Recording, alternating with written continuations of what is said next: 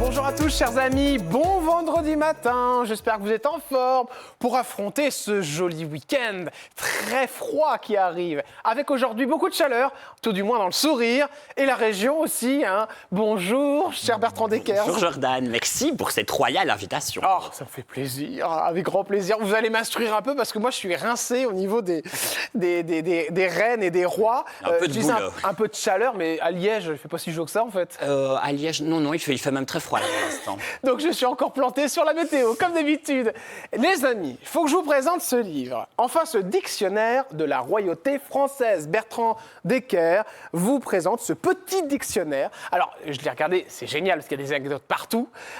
C'est plutôt intéressant parce que il y a quand même quelque chose de très marrant au niveau, tout du moins, de l'écriture de ce petit dictionnaire de la royauté. C'est au niveau des anecdotes déjà, et puis aussi vous avez inséré des petites caricatures. C'est vrai que c'est un livre, on en parlait en antenne, qui se picore en fait. Ça se lit pas d'une traite. Non, vous êtes d'accord avec moi? entrez dans la danse par où bon vous semble et embrassez en premier qui vous voudrez. Donc c'est dire vous le parcourez et puis vous vous arrêtez où vous voulez vous arrêter et vous lisez la petite anecdote que je vous propose. C'est plus des anecdotes, des petites histoires drôles. Pour faire de la grande histoire, aujourd'hui Jordan, il faut commencer par la petite histoire, par l'anecdote, le truc qui fait rire. Puis les monarchies, c'est tellement pop.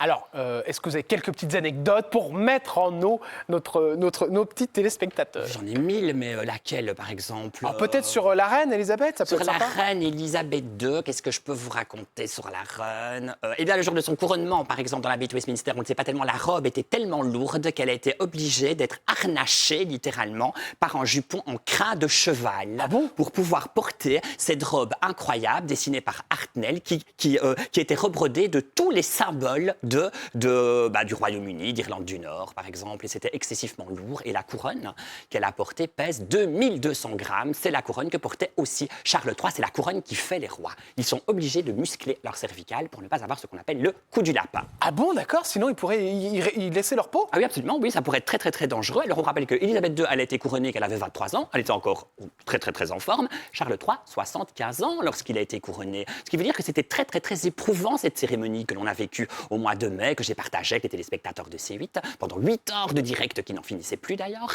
Et on le voyait très, très éprouvé et très fatigué. C'est très fatigant. Elle coûte combien cette couronne qu'avait la reine sur la tête? Inestimable, elle fait partie des joyaux de l'État. Il est impossible de lui donner une estimation. C'est impossible. On parle de, si vraiment on devait simplement qualifier les pierres, on serait de l'ordre des 2 à 3 milliards. Milliards? Oui, absolument. Couronne, Oh. oui, absolument. Trésor d'État. Sur la tête? Sur la tête, oui, sur la tête. Alors, il y avait un orbe dans la main, un globe dans l'autre. Oui, tous les joyaux de la couronne étaient en effet Incroyable. sortis. Alors vous êtes passionné par la royauté, Bertrand Deckers, ça c'est le moins qu'on puisse dire. Et vous avez créé ce personnage qui finalement n'en est pas un. Parce que, vous allez le voir, chers amis, vous n'êtes pas un personnage, en fait, vous êtes vraiment comme ça dans la vie. Tout le temps, tout le temps, tout le temps. Et Ça ne s'arrête jamais. Ce qui fatigue aussi beaucoup vos amis et votre famille. Ils disent parfois, silence, allez, tais-toi. Silence, taisez-vous, Bertrand Deckers. Portrait avec Bertrand, c'est maintenant sur C8. C8 et pas C8, même si les huîtres arrivent bientôt, avec ces jolis moments de Noël qu'on va tous passer ensemble. Alors, une petite photo de Bertrand quand il était petit, c'est possible, les amis en régie? Ouais, allez, on se la fait cette photo. Vous étiez tout choupinou, vous aviez quel âge là? J'ai les cheveux un peu bizarres, oui. Ah bah non, là ils étaient normaux. Ah ouais, là ils sont bizarres. Je sais pas, 4 ans, 4 ans peut-être. Une petite chemise hawaïenne, vous avez vu? Enfance plutôt sympa à Liège, avec un papa assez aimant, si je me trompe pas. Oui. Et une maman aussi très proche. Et maman, par contre, vous allez la perdre à 11 ans, si je ne me trompe pas. Non, 20. Ah, c'était 20, pardon, excusez-moi, je crois que c'était 11 ans. Vous avez d'ailleurs posté une photo qui m'a beaucoup touché. Vous dites en ce dimanche des fêtes des mères, une pensée plus forte encore pour toutes les mamans parties trop tôt. La mienne s'appelait Marie-Jeanne. Je lui parle tous les jours. Oui, absolument. Je ne me remettrai jamais d'avoir perdu ma mère d'un cancer assez foudroyant, parce que je n'ai pas pu être là. Voilà, j'étais à Paris, elle n'a pas voulu qu'on me prévienne qu'elle allait très très mal, parce que j'avais une carrière à mener déjà, pour tenter d'être repérée, pour tenter qu'on me connaisse, pour tenter que je puisse vivre un jour de ma passion. Donc je suis arrivée, c'était trop tard. Voilà, elle était déjà partie. Vous l'apprenez à quel âge que votre maman est malade, Bertrand? Voilà, ça a été très très rapide. Hein, j'avais 20 ans. Foudroyant, ça prend très peu de temps, en 6 mois, l'affaire était réglée, oui, un cancer du foie. D'accord, ok. Donc votre maman, elle vous prévient quand même? Oui, je sais qu'elle est malade, je sais qu'elle n'est pas bien. En effet, dès que je rentre de Paris à Liège, je vois qu'elle ne va pas vraiment bien, je vois qu'elle maigrit, je vois que... Voilà, mais on me cache beaucoup de choses. On me cache qu'on est au point dans la dernière ligne droite, on va dire. C'est papa qui vous cache aussi les choses? Oui, papa aussi, on peut dire, pour me protéger. Vous avez des frères et sœurs? Une petite sœur, oui. Une petite sœur. Caroline. Cette petite sœur, elle avait quel âge quand votre maman elle est Oh partie? là là, elle était beaucoup plus jeune encore. Ouais. Elle avait 16 ans, je crois. 16 ans, d'accord. Ouais, donc elle a quand même bien connu sa maman. Oui, oui, aussi. On avait parlé avec votre sœur de ce qui s'est passé. Enfin, vous avez réussi parce que quand on a une sœur, au moins on n'est pas tout seul Oui, oui. pour vivre ces choses difficiles. Suite à ça, je me suis considérablement rapproché de ma sœur pour le coup. Parce que D'accord. voilà, on n'avait plus maman et on forme vraiment un trio, presque des mousquetaires avec mon papa. D'accord, les avec trois. papa, ouais. Je les embrasse d'ailleurs, je les adore, ils m'adorent et il y a beaucoup d'amour. Et voilà, on parle de tout ça et je raconte voilà, cette anecdote dans mon livre que j'avais jamais raconté lorsque je suis arrivée et que c'était trop tard. Ma maman, donc, le corps a été transféré dans un salon funéraire. J'ai volé une clé. La clé du salon funéraire et j'ai été me recueillir la nuit tout seul parce que j'avais des choses à dire à ma maman et mon papa a senti quelque chose et mon papa est arrivé dans la nuit dans ce salon funéraire et enfin voilà, j'en parle dans le livre, je raconte un peu parce que j'avais besoin aussi de dire les choses, d'exorciser peut-être un peu tout ça. Votre papa, il savait que vous étiez, il l'a senti que vous étiez en plein milieu de la nuit. Oui, il a senti, je pense qu'il a dû entendre que je me réveillais en plein milieu de la nuit. Oui. Et il m'a suivi, puisque le salon funéraire est très proche de ma maison. Je suis parti pieds nus et j'étais face à ma maman, seule. Et je fais un lien dans ce livre avec le prince Harry, qui lui a perdu sa mère dans les mêmes conditions, atroces, plus ou moins au même âge. Et lui, qu'est-ce qu'il a fait? Il était à Paris, il est venu à Paris, il a loué une Mercedes noire, la même que celle de sa mère, et il a pénétré sous le pont de l'Alma 10 ans plus tard en demandant que le chauffeur roule exactement à la même vitesse que ce que roulait la Mercedes qui a tué Diana. Je vois un lien entre ce que j'ai vécu et ce qu'Harry a vécu. Et ça vous a fait du bien aussi de vous mettre là-dedans, Bertrand Decker, parce que ça vous donne une envie, et puis parce que se remettre de la perte d'une maman, je veux dire, c'est terrible, quoi. Moi, je pense moi, je ne me remettrai jamais. Ouais. Je ne me remettrai jamais de ne pas avoir pu être là au dernier moment. Donc, ce que je vis aujourd'hui est un cadeau, est une victoire par rapport à ce que j'ai payé. Parce que croyez-moi bien que la facture, elle est lourde quand même. Quand vous dites la facture, elle est lourde. Ah, voilà, j'ai laissé quand même beaucoup de moi-même. Je n'étais pas là lors des dernières minutes de ma mère. Je manque beaucoup de choses.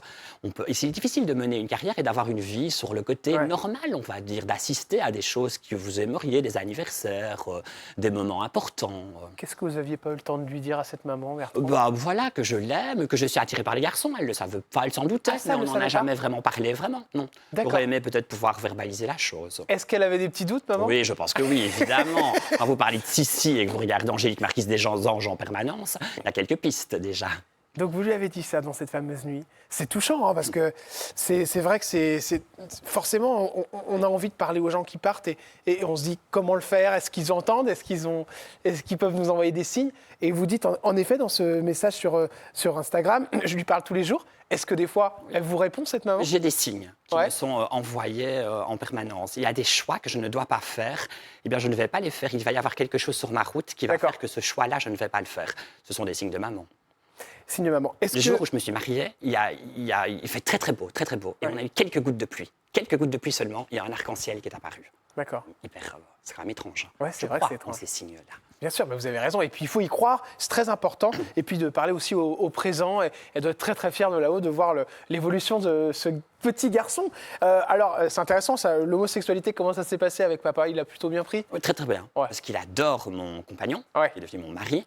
Et je pense aussi que ça s'est aussi bien passé parce que c'est lui, parce que c'est mon compagnon, parce qu'il est équilibré, parce qu'il est ça, parce qu'il est fort. Alors, on va en parler de ce compagnon. Il s'appelle Thierry. Et vous êtes toujours avec? Oui, absolument. Ça va faire un petit bout de temps. Alors Thierry, oui, chers amis, on va pas se mentir. Vous l'avez vu, il y a une petite différence d'âge. Il grisonne un peu, notre Thierry. Hein. Oui, il est un peu grisonnant. Il est poivre et sel, disons. Il est poivre et sel. Alors lui, il a 56, c'est ça? Peut-être un peu plus. Oui, approximativement, oui, c'est ça. Et vous en avez 38. 38. Donc, bon, ça vous fait quoi, 12 ans? Presque 20. Ouais. 20 ans pratiquement de différence, Moi aussi avec les chiffres, hein, Jordan. Et vous, ça fait 12 ans que vous êtes... Et ça fait... non, plus maintenant, 12-13 ans que vous êtes... En 2010. Ouais, 2010, ouais. Différence d'âge, ça n'a jamais posé de soucis? Non, non, absolument pas. Non, je pense que je vais chercher quelqu'un de plus mature, de plus fort, de plus... Oui, de plus équilibré. Oui, j'avais besoin de... La rencontre s'est fait comment? En sortant du métro. Je cherchais mon chemin désespérément. Je sortais du métro, lui y entrait. À Paris? Il m'a dit, oh, bah, tout compte fait, oui. je vais t'aider à trouver ton chemin. J'avais un déjeuner, j'étais déjà atrocement en retard. J'ai dit au final, le déjeuner, je n'irai pas au déjeuner. Ah ouais? Nous avons déjeuné ensemble. Ah bon? Mais c'est incroyable cette histoire. Oui, c'est une là. belle histoire. Je la Il y a connaissais des pas. signes qui me sont envoyés en permanence. On met des gens sur mon chemin. D'accord, ok. C'est Et- maman. Ah oui, d'accord. Ah, bah, c'est fou cette histoire. Et donc, du coup, ça a pris direct. Oui, directement. Vous êtes revus après. À la et- belge, comme une mayonnaise. D'accord. Mais lui, il est quoi? Il est français? Il est pas belge? D'accord, ok. Et vous habitez ensemble? Oui, on habite ensemble. D'accord. Et en France ou? On se partage entre Paris et la Belgique, Liège. Mais se partager, ça veut dire qu'il y en a un qui est en Belgique et l'autre. D'accord. Absolument, oui. D'accord. Mais vous faites quand même, vous avez un point de résidence principal tout de même. Oui, en France. D'accord. Alors, forcément, la question qui arrive, je l'adore. L'enfant. Va-t-il y avoir enfant ou pas? Est-ce que vous y pensez? Non, pas Non, pour l'instant, pas en pour tout l'instant. cas, parce que... Parce qu'il a tout l'air d'être l'homme de votre vie. Oui, absolument, absolument. Ouais. Mais non, pas forcément d'enfants. Très honnêtement, je les adore, mais je n'ai pas cette fibre-là. D'accord, vous n'avez pas envie. Tu t'imagines les pauvres gosses parleraient de princesse, de reine et de roi toute la journée. Ah bah, c'est sûr qu'il serait pas déçu avec vous. Alors je sais pas comment être vos conjoints parce que c'est vrai que votre mari d'ailleurs, vous êtes assez discrète tout de même, hein, par deux Oui, oui. photos que j'ai vues. Oui. Lui aussi, je crois qu'il aime bien la discrétion. Je me Absolument, trompe? oui. Ouais. À part chez vous, Ah je oui. n'en parle pas. Ouais, c'est vrai. Bon, bah, merci beaucoup de me faire toujours ce petit cadeau. Qu'est-ce qu'il a de différent avec vous? Parce que je crois que c'est votre parfait contraire, si je me trompe Ah, pas. c'est mon parfait contraire, oui, absolument. Il est, j'allais dire, il est équilibré, moi pas. Bah oui, peut-être. Ouais. Moi, je suis quand même un peu, je suis quand même très artiste. Hein. Je plane un peu, moi, parfois. Hein. Ouais. Je suis dans mon monde. Et Lui, vous- pas très équilibré. Oui, il gère le quotidien. Ce que je ne D'accord. sais pas faire, moi. Réserver fait quoi dans la un billet vie de train, un hôtel. Thierry. Il travaille. D'accord. Ah, vous voulez pas dire dans quoi? Mais il est dans le milieu ou pas du tout? Non, non, pas du tout. D'accord, ça n'a rien à voir. Non, non, c'est- Les jalousies? Pour ça, des fois, dans les couples gays, c'est un peu plus compliqué parce qu'il y a toujours des soucis, des fois, de fidélité. Oui. Non, pas du tout. Pas du tout. Vous savez, il est très, il est tellement en dehors de Ouais. ce milieu. Il n'est pas du tout dans le milieu artistique ni Ouais. audiovisuel qu'il se tient vraiment en D'accord. retrait. Et lorsqu'il arrive que les gens m'arrêtent, par exemple, quand on se promène dans la Ouais. rue et tout ça, bah, volontairement, il se met un peu en retrait. Ah, ouais. Et puis il revient. Oui, c'est vraiment quelqu'un qui aime la discrétion. Et voilà, je dois respecter ça aussi. Parce que si autant moi maintenant, merci Cyril, merci TPMP, je peux vivre de plus en plus de cette passion parce que je suis dans la lumière, Ouais. je dois respecter que lui, c'est pas son truc. Alors lui, il vous a rencontré avant que vous alliez dans la lumière. Est-ce que ça a posé un souci au niveau du couple ou pas du tout? Non, écoutez, pas du tout, parce qu'on en a parlé pour le coup, et il m'a dit, voilà, moi, volontairement, à part les 2 photos qui ont été publiées, il n'y en aura pas d'autres, je ne le souhaite pas, en tout cas pas maintenant. D'accord, donc et il y aura- je respecte d'accord, ok, ce ok. choix aussi. C'est vrai qu'il n'y en a Voilà. que 2, hein, j'en ai pas trouvé d'autres. Absolument, mais on assume le fait, on les a pas retirés. On aurait pu les retirer aussi, vous voyez ce que je veux Ouais, dire? Pas bien du sûr, tout, ouais. voilà, elles restent là, voilà, et La belle famille? la belle famille, bah, écoutez, ça se passe très très bien.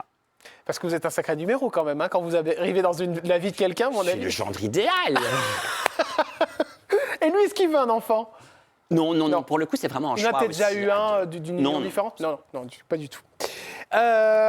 38 ans, vous me disiez. Alors, évidemment, cette coupe de cheveux, extraordinaire. D'ailleurs, vous avez fait un petit rafraîchissement. Voilà, absolument. J'ai un peu pimpé les boucles qui étaient trop longues. Vous en aviez marre de cette coupe de cheveux? J'en pouvais plus. Oui. Ah ouais, c'est vrai? Oui.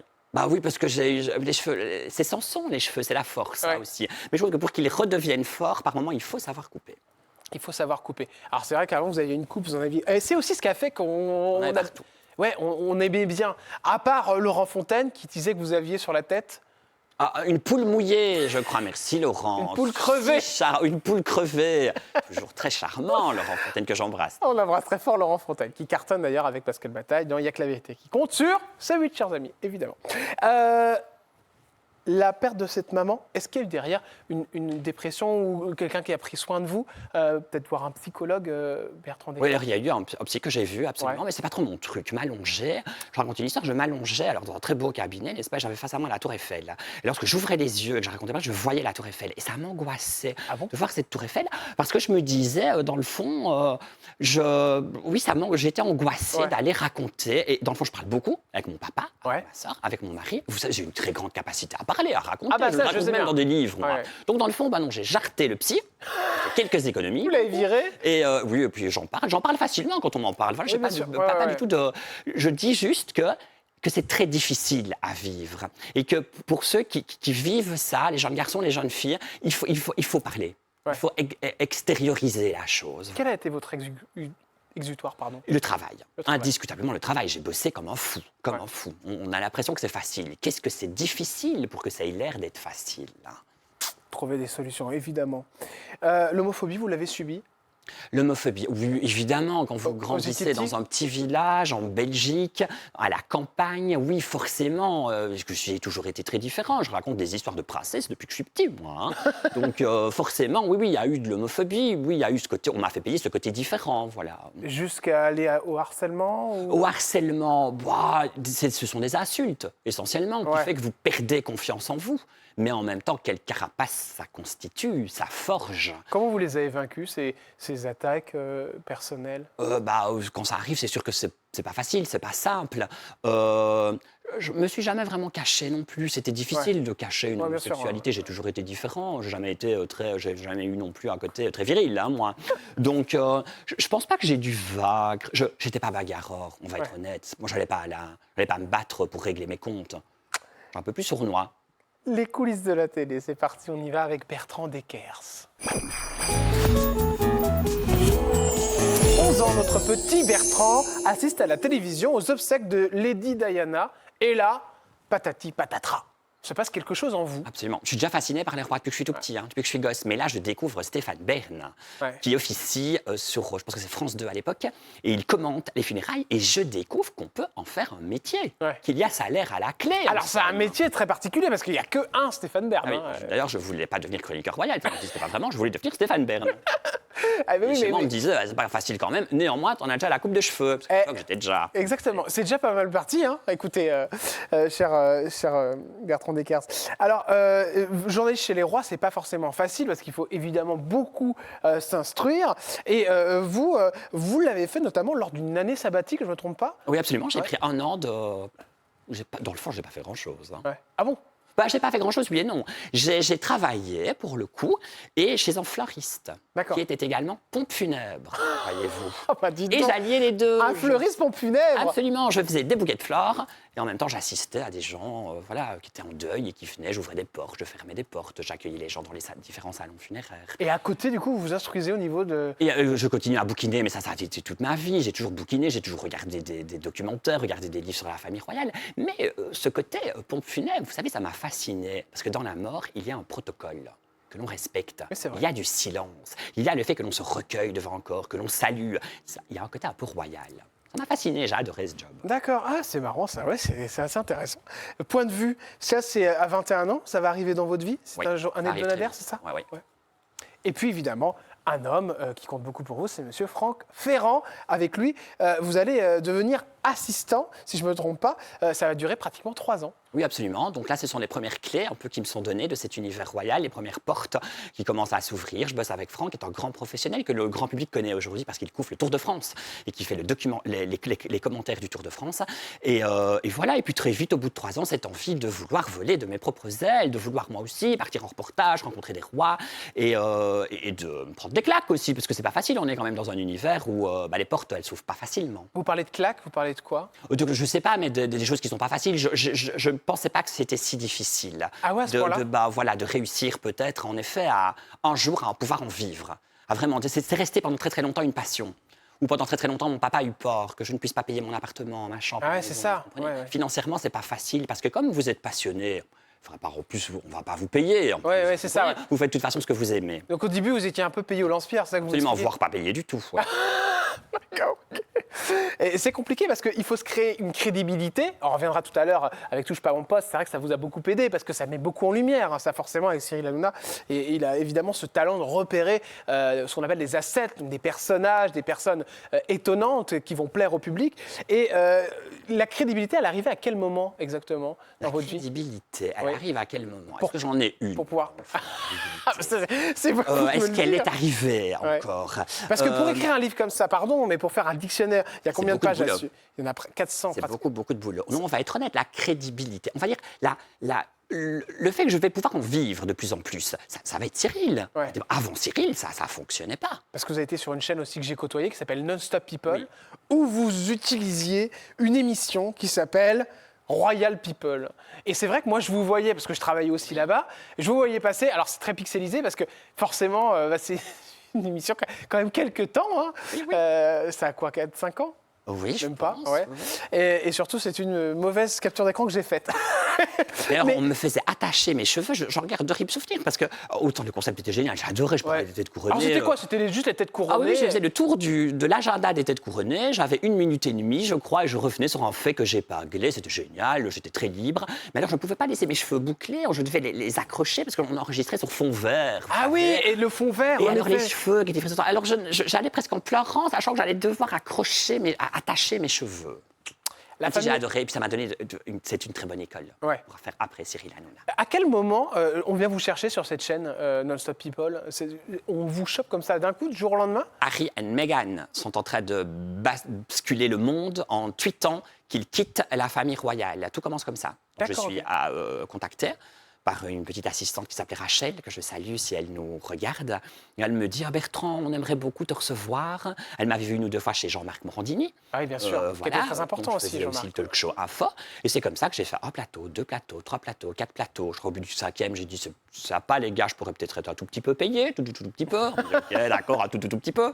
Et puis alors, j'ai décroché cette fameuse chronique dont vous parliez. Ça, c'est intéressant pour les gens qui nous regardent parce que, vous voyez, comme quoi, quand on est passionné par quelque chose, et il faut essayer un petit peu de gratter autour des télés ou même les stages, tout ça, et on arrive, un jour ou l'autre, finalement à nos fins quand on a vraiment envie, quand on est passionné, et jusqu'à faire un livre, jusqu'à faire les plateaux, être avec Cyril, et on va y revenir Mais il dans faut un une instant. carapace. Il faut quand même la faculté de recevoir des coups, de les accepter Ah, et ça, de c'est- continuer. C'est intéressant ce que vous me dites, Bertrand Decker, parce que une carapace, ça c'est clair, on sent qu'il y en a une derrière vous, parce que forcément, vous êtes un personnage atypique quand même. Vous le sentez vous-même? Enfin, Non, parce que je suis comme ça. Alors Bah je ouais. le sais parce qu'on me le dit depuis que je suis tout petit. mais qu'est-ce qu'on vous dit? J'ai déjà entendu ça un peu plus normal.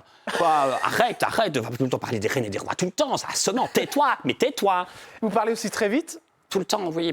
Pourquoi? Mais alors là, pour le coup, Cyril est un peu responsable aussi. J'ai tellement peu de temps que dès que Cyril me donne la parole, j'y vais, moi. Bertrand, vous avez tout le temps du monde avec moi et vous parlez Oui, c'est vrai, je comme si continue. vous aviez un train à prendre. Absolument. Mais c'est parce que j'aimerais tellement dire de choses, j'aimerais tellement convaincre l'autre que les monarchies, dans le fond, c'est aussi sympa, c'est aussi pop, c'est aussi Ouais. rock, c'est pop culture. Ça fascine aujourd'hui quand même la royauté, j'ai l'impression. Absolument, mais Ouais. merci The Crown, merci à des séries comme celle-là, merci à Elisabeth II, qui a marqué, qui a la légende, merci à quelqu'un comme Kate Middleton, qui fascine, merci à Harry et Meghan, indirectement. Parce Alors- qu'en tombant dans le people, ils ont quand même amené un intérêt pour la royauté. C'est intéressant, The Crown. J'avais l'intention d'en parler tout à l'heure, mais parlons-en maintenant. Donc là, il va se passer quelque chose de très important. C'est qu'il y a la nouvelle saison, c'est bien ça? Les 6 derniers épisodes sont dévoilés. De The Crown. Est-ce que vous les avez vus ou pas du tout? Oui, j'ai vu. Oui, on a eu accès un tout petit peu en amont. Non, mais attendez, vous voyez les épisodes Netflix en avance, vous? Un tout petit peu, oui. On a un accès. Et comment vous avez là, ça? Je vous avoue que je l'ai reçu et j'ai pas encore vraiment eu le temps de tout regarder. D'accord. J'ai vu les 4 premiers, ça oui. Les 6 derniers, donc ceux qui viennent de sortir, j'ai pas encore eu le temps. Après, c'est terminé. Ah, c'est fini. Peter Morgan a dit que c'était terminé, que c'était fini. On espère qu'il va, faire un film de ces 60 épisodes. D'accord, ok. qu'il a tourné. C'est la révélation sur Netflix, The Crown. Je pense qu'il se caracole en tête des sondages, Ouais. en meilleure visibilité. Oui, oui, absolument. Mais alors, ils ont tout, c'est incroyable. Diana est plus vraie que vraie. Elisabeth II est magistrale. Est-ce que vous imaginez le budget? 300 millions de livres sterling. Peter Morgan a privatisé le pont de l'Alma pour l'accident. Il a fallu des décrets ministériels. Jamais ça n'a été fait auparavant. Il a pris une vraie Mercedes. Il a été fracassé la Mercedes sur le 13e pilier de l'Alma. Depuis l'accident de Diana, ça ne s'était jamais produit. C'est sur Netflix. Pourquoi ça va pas sur une grosse chaîne, une série comme celle-ci, par exemple un C8, enfin une C8, un C8, pardon, un TF1, un France 2. Enfin, je veux dire, pourquoi on l'achète pas? Je pense que ça va arriver. Ah oui, ça va Il y arriver. a Ouais. d'abord une sortie Netflix, tout simplement parce que ce sont ceux qui ont donné le plus d'argent, qui ont versé le plus d'argent. Ouais, ouais. C'est aussi pour ça qu'Harry et Meghan ont signé avec Netflix pour un fameux documentaire. Ah ça c'est intéressant parce que oui, il y a eu des accords qui ont été passés avec la famille royale Ah non, pas du tout. La famille pour royale... le documentaire. Non, pour rien Rien du du tout. tout. Ah, d'accord, Harry et ok. Meghan n'ont demandé aucune autorisation et Peter Morgan non plus. Et à tel point que le palais, à un moment donné, a réagi en disant « On exige qu'il y ait la bande, ceci est une fiction ». Puisque tout le monde était persuadé que tout était vrai et prenait Ouais. tout ce qui était dit comme étant du pas béni. D'ailleurs, ça vous dérange pas, vous, qu'il y ait un côté fiction, vous qui aimez tellement les choses vraies, les choses justes par rapport à cette série? Pas du tout. Le but, c'est de dépoussiérer, c'est d'amener le téléspectateur lambda à s'y intéresser. Il est limité à 50 minutes minutes d'épisode. Forcément, il doit faire des choix. Il ne peut pas tout raconter. Je fais aussi des choix dans mes chroniques et dans les livres que je raconte. Comment voulez-vous tout raconter? C'est pas possible. C'est le regard de quelqu'un qui vous raconte l'histoire. Faites-vous raconter la même histoire par 3 personnes différentes, vous la comprendrez différemment. C'est tellement simple quand il explique. Bertrand Deckers est avec nous. On revient dans une poignée de secondes. On va vous parler d'une émission que vous connaissez toutes et toutes, chers amis. Ah, vous êtes sur C8, hein. Alors évidemment, touche pas à mon poste. On en parle dans un instant. Comment vous êtes arrivé sur cette émission? Comment ça se passe avec Cyril Hanouna, notre terrible garnement qui sévit tous les soirs sur C8? On en parle dans un instant. Et les questions cash arrivent. Évidemment, le salaire de Bertrand. On va tout savoir. À tout de suite avec ce joli petit dictionnaire de la royauté. A tout de suite sur C8.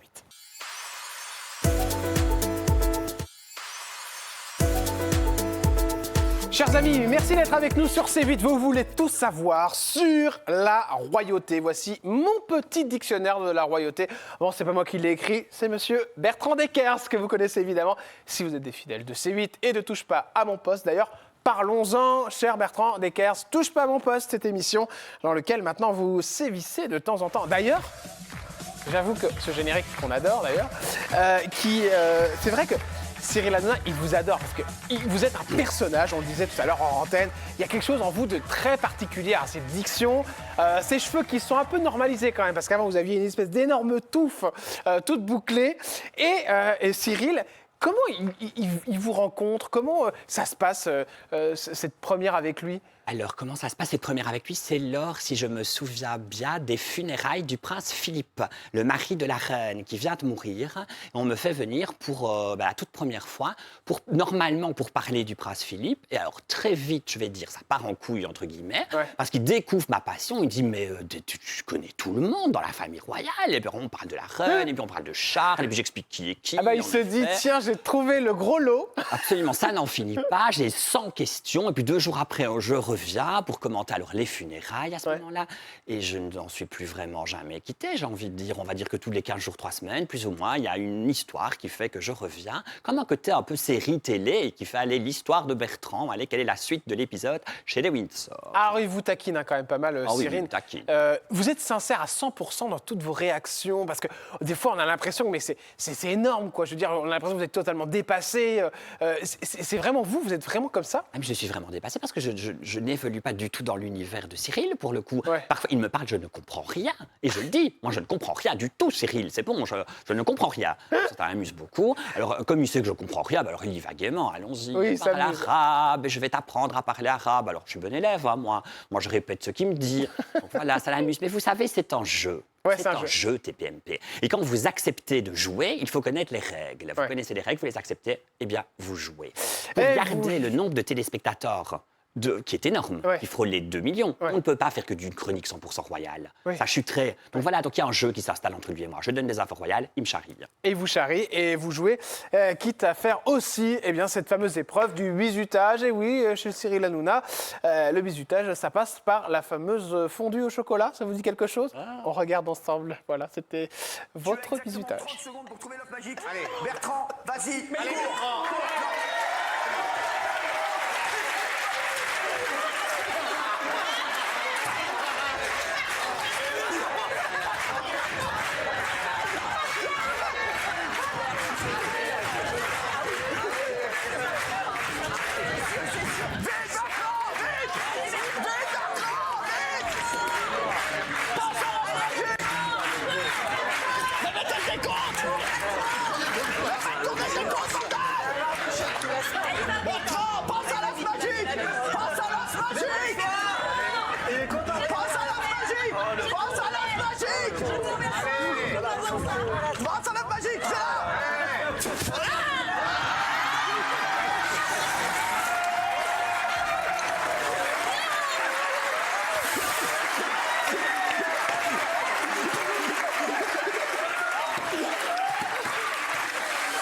Alors, c'est un moment quand même naïf, je ne m'y attendais pas du tout. Ça, vous s'y attendez Ah pas non, du tout. je cours, et le couloir est interminable, et je cours avec le micro qui se détache.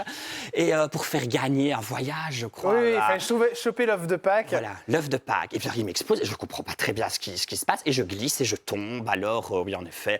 Enfin bon, bizutage. Après, on m'a dit, t'as été bizuté, c'est bon, il fallait y passer. Ouais. Ok, c'est bon, allez, c'est fait. On passe à autre chose. Donc là, vous êtes tranquille, normalement, il n'y a plus de chocolat pour vous. J'espère. Voilà. Oui. Et alors, ce qui est très drôle, c'est qu'un bizutage d'un Belge qui tombe dans le chocolat, l'histoire s'amuse. L'histoire s'amuse. Alors, c'est marrant parce qu'on avait parlé notamment des chroniqueurs la fois qu'on s'était vu, pardon, et vous m'aviez parlé d'Hugo Manos. Et vous disiez que ce qui était regrettable, c'est qu'il était connu notamment grâce à son compagnon. Oui. C'est vrai, vous le pensez, ça? Mais je trouvais ça regrettable que dès qu'Hugo apparaissait, on lui disait oui, voilà, on parlait de Laurent Ruquier. Je trouvais que c'était regrettable parce que Hugo, et je suis très content de la visibilité qu'il a aujourd'hui, qui est beaucoup plus importante que celle qui était l'année dernière, il a été repéré pour autre chose que d'être uniquement le compagnon de Laurent Ruquier. Il bosse un bosseur, ses sujets, il les connaît, il arrive avec des fiches. Ouais. J'aime beaucoup Hugo. On C'est a été important, découverts ça. en même temps. Ouais, c'est vrai. Il y a des chroniqueurs avec qui c'est mieux passé que d'autres, Bertrand Decker. Écoutez, moi, j'y suis pas en permanence. Ouais. Donc, j'ai pas le temps d'avoir des rivalités avec les uns et des petites histoires. Voilà. Mais il y a Valérie Benaïm a une bienveillance incroyable. Très Dès gentille, qu'elle voit que je suis un peu paniquée face à Cyril, elle arrive comme une bouée de sauvetage. C'est adorable. Cyril Hanouna, ça se passe comment hors antenne? Ben, ça se passe pas mal du tout, vous savez. Moi, je le fais rire beaucoup, donc lui me voit, il rit. Voilà, on raconte un truc, il rit. Et non, ça se passe pas mal du tout. Mais très honnêtement aussi, on a peu de contacts aussi en dehors vraiment de l'antenne. Ouais, ça reste. Et vous êtes du genre à envoyer des textos ou alors au contraire, vous restez quand même On assez... communique par SMS, oui. Ah d'accord, donc vous envoyez quand même quelques petits Quand j'ai messages. quelque chose à lui dire, il a quelque chose à me dire, ça se fait par D'accord. SMS. Son dernier message à Cyril Hanouna, c'était... Ou je me souviens plus, c'était par rapport à, j'ai demandé si je pouvais faire un tournage sur une autre chaîne que celle de C8. Ah, J'aime d'accord. bien de demander moi les autorisations. Ouais, c'est bien. Bah, en plus, je pense qu'il apprécie parce que c'est important. Mais lui il est qui- César, on doit, voilà, il faut reconnaître ce que je lui dois en tout cas. Alors, il s'est passé plein de choses dans votre vie, notamment le 29 avril 2011, où vous avez commenté le mariage du prince William avec quand même Faustine Bollert. Ça, c'est pas rien, hein, sur parce que Europe c'est une animatrice quand même très importante qui aujourd'hui est montée en flèche avec son émission, notamment sur France Télévisions. Il y a aussi le 2 juillet 2011, où vous avez parlé d'Albert II de Monaco, ou encore en 2018, Philippe Turle, le mariage Prince Harry et Meghan Markle. Tout ça, pardon, excusez-moi, pour parler de la reine et du roi. Parlons-en maintenant sur C8 pour essayer de rentrer un petit peu dans le détail. Qu'est-ce qu'on ne sait pas aujourd'hui du décès de la reine? Est-ce que ça pouvait être évitable, Bertrand Deckers, ou pas? Le décès de la reine, Oui. on rappelle qu'elle est morte, qu'elle avait 96 ans quand Ouais. même, alors évitable, non. Ce que l'on sait et qu'on ne sait pas, ça a pris tout le monde par surprise. Puisque, bon, nous les spécialistes, on n'était pas informés, mais à la limite, why not, pourquoi pas. Mais la famille n'était pas informée, puisque souvenez-vous, elle meurt à Balmoral, c'est en Écosse, et les Windsor sont à Londres. Donc si vraiment les Windsor, le clan proche, avait su qu'elle était dans les derniers jours, les dernières minutes de sa vie, tous auraient déjà été présents en Écosse. Il restera toujours des choses des mystères qui vont planer. On n'est pas dans l'intimité absolue, on ne sait pas exactement. Si elle a laissé des messages, si elle a laissé des choses Non, en part. apparemment, elle n'aurait rien laissé du tout, si ce n'est ce fameux journal. Vous savez, depuis qu'elle est couronnée, tous les soirs, elle écrivait sa journée dans un journal, et c'est sur le papier uniquement qu'elle pouvait coucher ses états d'âme.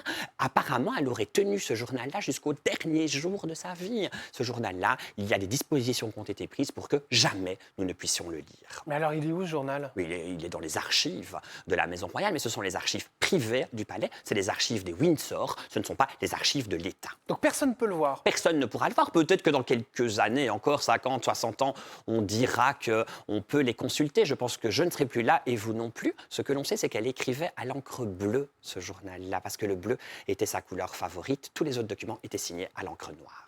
Alors avec l'arrivée de ce roi, c'est vrai qu'on a perdu quand même un peu ce côté chapeau. C'est un peu dommage parce qu'on adorait d'ailleurs toutes les tenues de la reine. Ça a fait aussi sa notoriété, c'est clair. Je veux dire, elle était exceptionnelle grâce à ça.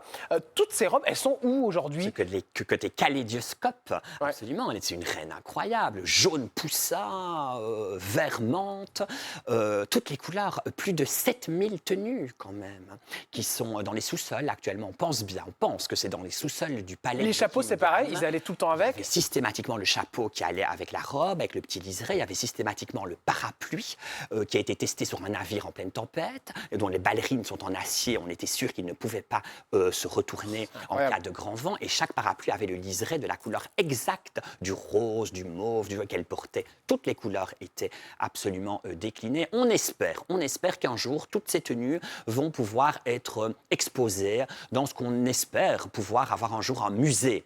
Élisabeth II, on dit que ce sera au château de Balmoral, où elle est morte d'ailleurs, que ça pourrait éventuellement se faire dans les années qui viennent. Meghan et Harry, alors eux, c'est les vilains petits canards, si je ne me trompe pas. Les pestiférés de la monarchie. Pardon ? Les pestiférés de la monarchie. Les pestiférés, ça a été très très mal pris, le fait qu'ils s'écartent de la famille royale. Encore aujourd'hui, je veux dire, les tensions sont fortes avec eux. Oui, absolument. On pense qu'il n'y a plus, soyons honnêtes, il n'y a pas aujourd'hui de contact entre Harry et William, surtout. Il y a un rapprochement qui est en train de s'opérer avec Charles, donc avec le roi, Harry et Charles, mais plus du tout avec William ni avec Kate. On a été très très loin. On rappelle le documentaire Netflix, on rappelle l'autobiographie qu'il a sortie. Il carchérise tous les membres de la famille royale. Elle, chez Oprah Winfrey, devant des dizaines de millions de téléspectateurs, l'Amérique tout entière va dire « ils sont racistes ». Je ne donnerai pas de nom, mais ils sont racistes. Comme ça, elle laisse bien planer le doute sur l'ensemble des Windsor. Ouais. Ils ont vraiment été, ça a été une bombe à retardement. Qu'est-ce qui a déclenché cette envie de partir de la famille royale ? Il y a une haine depuis longtemps. Harry n'a pas été compris au moment de la mort de Diana. Il a manqué d'humanité. Je dis souvent, c'est le clan le plus prestigieux du monde, mais aussi le plus inhumain du monde. On n'a pas le temps, on ne s'arrête jamais pour pleurer. On ne parle pas de ces états d'âme chez les Windsor. Harry, qui a la fibre très, j'allais dire, artistique de sa mère. Il est très sensible, comme Diana. On a beaucoup souffert de cela. Il est tombé sur Meghan Markle et Meghan, elle a soufflé sur des braises qui étaient déjà existantes de façon à réveiller un petit peu cette révolution. Le prince William et Kate, c'est toute autre histoire parce qu'ils sont donc du coup normalement les prochains rois et reines, si je ne me trompe pas. Tout va bien dans la famille royale, mais pareil, plus du tout de contact avec son frère notamment. Absolument, parce que William, c'est le digne héritier d'Élisabeth II. Élisabeth II, elle a sacrifié sa sœur, la princesse Margaret, parce qu'elle voulait épouser un homme qui était déjà marié. Elle a dit, c'est hors de question, si tu veux sortir, la porte est là. Margaret est rentrée dans le droit chemin. Et bien, c'est exactement ce qui est en train de se passer entre William et Harry. Harry a fait des torts à la monarchie. William lui dit, c'est désormais terminé. Je scie la branche pourrie de façon à ce que l'arbre Windsor continue à grandir fort et puissant. Je pense, mais ça n'engage que moi, qu'il n'y aura plus jamais de contact, à l'exception peut-être d'un bonjour, d'un salut, d'un hello, entre William et Harry. Pour moi, c'est désormais terminé. Il est le digne héritier d'Élisabeth II. Il a, comme elle, le sang aussi froid et glacé. Alors, c'est vrai, on parle beaucoup d'héritage en général, dès qu'il y a quelqu'un qui part. Et là, en l'occurrence, qui a touché quoi avec le départ de la reine Elisabeth ? Est-ce qu'il y avait des cadeaux pour les petits-enfants, des cadeaux pour les enfants ? C'est très difficile de répondre à cette question, honnêtement, parce qu'il faut à la fois, séparer le patrimoine public, ce qui appartient à l'État, du patrimoine privé. On sait, par exemple, que le château de Sandringham, où il passe tous les Noëls, et le château de Balmoral, où elle est morte, ça, c'est du privé. Ça appartient aux Windsor. Ça appartenait à Elisabeth, Alexandra, Mary Windsor, la reine. Le reste, par exemple, c'est mis à sa disposition pour exercer son métier de reine. Dans les joyaux, on ne sait pas trop. Il y en a qu'elle a acheté sur ses fonds propres, mais il y en a d'autres que c'est l'État. Ah ouais, d'accord. Vous comprenez ? Donc c'est très difficile et celui qui ose donner des chiffres, on pense bien qu'il se vautre carrément. Ça n'est pas rendu public et on ne sait pas. En tout cas, rassurez-vous, il y a de l'argent. On gagne combien quand on est roi ou reine ? Il faudrait regarder les chiffres. On les a. Là, j'ai peur de raconter des bêtises. Oui, non, c'est quand même... Les Windsor, ça reste très, très, très impressionnant. On est en centaines de millions de livres sterling par an. J'ai peur, à nouveau, il faudrait que je revérifie les chiffres. Donc, on ne s'inquiète pas du tout pour les deux qui ont quitté la basse-cour. Il n'y a pas de problème pour eux. Alors, pour Harry et Meghan, c'est légèrement différent, parce qu'ils sont partis sans rien du tout. À partir du moment où ils ne sont plus officiellement... ils ne travaillent plus pour l'État. Ouais. C'est terminé. Ils ne touchent plus rien du Royaume-Uni. En tout cas, lui, une toute petite solde de militaire parce qu'à un moment donné, vous savez, il a été faire la guerre en Afghanistan. Ça a quand même coûté cher, quoi. Ça leur coûte cher de faire ça. Ça leur a coûté très cher financièrement. Et c'est pour cela, d'ailleurs, les projets avec Netflix, l'autobiographie, ils ont besoin d'argent. Ouais. Ah, d'accord, ok. Notamment pour cette raison. Alors, continuons tout de suite, cher Bertrand, avec les questions cash. C'est parti. Question cash, Bertrand. Quand on s'appelle Bertrand Decker, on touche combien ? Par chronique, sur Touche pas à mon poste. Pas suffisamment. J'adore. Non, je ne me plains pas. Je vais vous le dire très précisément. Net, 350 € par chronique. 350 €. Brut, environ le double. D'accord. Je ne me plains pas du tout. D'accord. Ouais, donc net, donc ça fait 600 brut à peu près. 700 approximatif. Okay. La personne royale avec qui vous auriez rêvé de vous marier ? Le prince Carl Philippe de Suède, je le raconte d'ailleurs dans mon petit dictionnaire, j'ai eu l'occasion de le croiser sur une plage du Sud en été. Et je suis tombé raide, dingue, amoureux de Carl Philippe. Il est en couverture de mon livre à moitié nu d'ailleurs. La fois où vous auriez pu aller en prison. J'ai volé un jour. J'ai visité le Britannia, j'étais tout seul puisque j'étais journaliste. Ouais. Et alors il y avait des menus posés sur la table, des menus qui dataient de la grande époque d'Élisabeth II, quand elle donnait des dîners sur le Britannia, j'étais tout seul, il y en avait 12, il n'y en a plus que 11. Ah bon? J'ai volé un. C'est pas bien su du tout, ça. Non, mais je suis sûr qu'elle me pardonne. Le chroniqueur de Touche pas en poste que vous trouvez le plus sexy. Hugo Manos, évidemment. Ah ouais, il n'y a Hugo jamais eu de Manos. rapprochement, non. Mais non, parce qu'il est marié, moi aussi, donc... Comme ça, pas c'est non. réglé. Pas de problème. L'endroit le plus insolite où vous avez fait l'amour. Je l'ai dans un train. Parce que je prends beaucoup le train. L'année où les impôts ont été le pire. Oh ça va pas tarder. Normalement, Cette c'est l'année. année. La question qu'on vous pose à chaque fois qu'on vous reconnaît dans la rue, Bertrand Descartes. Et Diana est-elle morte vraiment, accidentellement, ou Elisabeth II l'a-t-elle tuée? Et vous répondez? Qu'elle est morte accidentellement, que c'est le plus banal et le plus stupide des accidents. La plus grosse somme d'argent que vous avez perdue. Comme je ne gagne pas beaucoup, je fais très très attention D'accord. à mon argent. Que j'ai perdu. Vous n'avez pas fait un petit loto en général? Jamais, je ne joue jamais. Je Plutôt me des plains jeux de d'argent. pas Hein. gagner, mais je ne joue pas. Que j'ai perdu. Non, c'est pas grave, vous n'avez pas. La personne que vous aimeriez voir comme président de la République, Bertrand Descartes. Non, un roi. J'aimerais le retour de la monarchie, parce que pour le coup, je suis convaincu que ça vous plairait. Alors vous contestez tout, vous êtes français évidemment, mais je vous assure qu'il y a un job de représentation à la clé. Vous avez eu, un temps soit peu, vous avez élu un président dit normal. Il a remonté les Champs-Élysées sous une pluie battante. Elles étaient cool, les images qui étaient diffusées aux quatre coins du monde. La représentation, c'est un job. C'est le job d'un roi et d'une reine. Ils siégeraient, ils habiteraient à Versailles. Vous imaginez la gueule que ça aurait? Vous seriez les seuls à pouvoir rivaliser avec les Windsor en Angleterre. C'est vrai que c'est pas con. Hein. Ben non, Vous pas m'avez con. donné envie d'un coup. C'est vrai que Hollande avec son parapluie. Ah oui, c'était tout sauf normal pour le coup. La chose que vous aimeriez qu'on vous dise quand on vous croise, cher Bertrand Descartes. Mais on me le dit déjà, que Ah je ouais suis gentil et passionnant. Oh. Je suis arrêté par des gens qui ont 20 ans et qui me disent « Tu m'as donné l'envie de m'intéresser à l'histoire et aux têtes couronnées. » Si je vous donnais l'occasion, hop, comme ça, de retrouver votre maman, qu'est-ce que vous lui diriez à cette maman? Tu vois, je suis doucement en train de réussir un peu ce que tu étais la seule à croire que j'allais réussir. On ne s'est pas vraiment trompé. Et voilà, c'est terminé pour ces questions. Merci. Je vous en prie, Bertrand Descartes. Et voici le grand moment, c'est celui du Père Noël. On y va, c'est parti. Ne prenez pas peur, Bertrand. Il est aussi particulier, ce Père Noël. Il est avec nous. Ça va? Bonjour Jordan. Oui, ça va. J'enlève votre lutin. Bonjour, Bertrand, Père Noël. comment allez-vous? Très bien, Père Noël. Oui. Vous pouvez lui serrer la main. Oui, bien sûr. Oh. Bonjour. Ah oui, tout à fait. Mais vous n'êtes pas très poli, vous, Père Noël. Non, mais je suis très content de vous voir.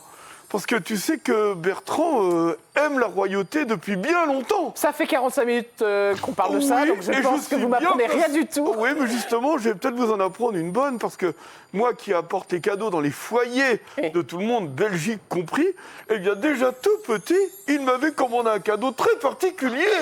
Et oui, Vraiment, c'était quoi? tu te Je me souviens du souviens, cadeau? Père Noël. Oui, j'avais 7 ans, je crois, donc Oui. ça fait 30 ans maintenant. Le Père Noël m'a apporté la trilogie des Sissi impératrices. C'est quand même incroyable. Oui, l'un d'eux m'a été remis par mon papa, l'autre par ma maman et l'autre par ma petite sœur, qui était toute petite à l'époque. Et bien, 30 ans plus tard, je connais encore toutes les répliques par cœur, Père Noël. Et tu vois, je me suis dit quand même, à 7 ans, on est censé jouer au Playmobil, à Barbie, enfin, je sais pas, aux petites Jamais. voitures. Eh bien non, à 7 ans, il était déjà dans la royauté. Je jouais À Barbie Sissi. Fabuleux. Je jouais à Sissi Fabuleux. impératrice. moi, Vous pas à pensez Barbie. qu'il jouait à Barbie Barbie à Ken, Oui, oui, voilà, à Père Noël, la hein. belle voiture, voilà. J'habillais Barbie, je déshabillais Ken. Il est peut-être déjà un peu trop moderne, ce Père Noël. Merci, Père Noël. Et puisqu'on est au cadeau, Jordan, eh bien, je vous offre une paire de chaussettes à votre effigie. Oh mon Dieu, mais qu'est-ce que... Oh, mais C'est c'est une marque extraordinaire. française qui fait ça. Et vous voyez le petit nœud papillon. Regardez, mais c'est Ça vous ira magnifique. divinement. Regardez. Et c'est une marque, pour le coup, qui a créé une paire de chaussettes Charles III avec le sigle de Charles et la petite couronne. Mais c'est trop gentil, mais merci beaucoup. Ça me fait plaisir avec le nom de l'émission et tout. Oh ben oui, j'en ai. On va pas prendre mon. Oui, on bah, va pas encore commander des comme ça. Oui, tiens. c'est sûr. Oui, mais vous m'amenez jamais rien, vous, de toute façon. Vous êtes un gros radin. Ah bah, je vais les garder. Merci beaucoup, Bertrand, ça me touche beaucoup. Merci à vous. Et juste Joyeux avant Noël, de... Jean-Baptiste. Merci beaucoup. Juste avant de... Je les mettrai pour Noël. Juste avant de refermer cette émission, chers amis, j'aimerais faire quand même un petit clin d'œil à Geneviève de Fontenay parce que voilà, elle a une très grande importance pour moi. Dès demain, c'est le couronnement d'une nouvelle Miss France. Ce sera la première Miss France que Geneviève ne verra pas. Et je sais qu'elle regardait tous les ans l'émission. C'est une photo d'elle qu'on avait fait il n'y a pas très longtemps et je voulais lui rendre hommage aujourd'hui parce que je suis à la télé aussi grâce à elle. C'est avec elle qu'on a choisi ce costume et ce petit nœud papillon. Pardonnez mon émotion. Et ça, c'est une photo d'elle dans la vie, quand vous la voyez tous les jours. Et j'aimerais vous offrir une photo d'elle à la maison. Et voilà, Geneviève, c'était aussi ça, à la maison. C'était elle sans chapeau. Voilà, et je voulais lui faire un gros clin d'œil, parce que ça, c'est une photo que vous verrez de nulle part. Et voilà, c'était mon petit... Clin d'œil couronné. Voilà, mon petit clin d'œil pour lui faire un petit hommage et lui dire que je l'aime très fort et que je le remercie aussi de m'avoir mis sur cette voie. Merci Geneviève. Et puis, bonne Miss France, du coup, ma chère Geneviève, car je sais qu'elle ne loupait jamais toutes ces émissions et je suis sûr qu'il y aura un joli petit clin d'œil la concernant dès demain, évidemment, lors de ce couronnement aussi. On était dans le couronnement aujourd'hui. On n'en sort jamais vraiment, Bertrand Jordan, Decker. couronnement. Voilà. Merci à vous. À demain sur C8.